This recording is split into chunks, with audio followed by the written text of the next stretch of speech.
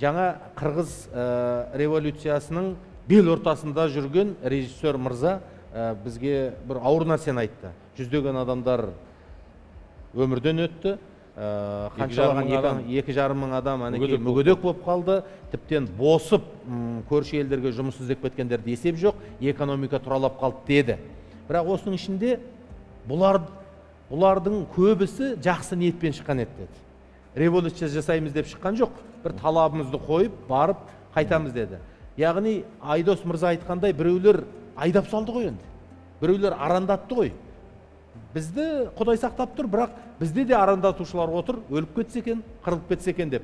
Сонау Европада отырған осы кешегі отандасымыз болған Әбіләзовтың өзі кеше айтты, Қырғыз революциясына мен ақша салғам деді.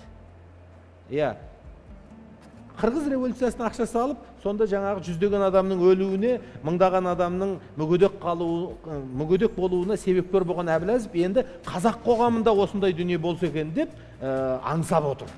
Ал біз емін еркін соның біздің арқамыздан қаққанына, бізді жаңа айдап салудың басы со жақтан кеп тұр, сырттан кеп тұр. Яғни сырттан айдап салушы бар десе қазір кім ол деп сұрайтын адамдар бар. Міне, басы со жақтан. Ал ішімізде Фейсбукта отырып, Айдос мырза өте жақсы бағасын берді. Біреудің қолымен от көсегісі келген кәнден пиғыл, ергежейлі, рухы сынған адамдар отыр мысалға. Енді өмірде жол болмағандар ғой.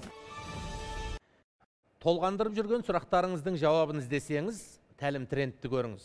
Ол үшін YouTube каналымызға тіркеліңіз, немесе App Store, Play Market'тен ұялы қосымшаны көшіріп алыңыз.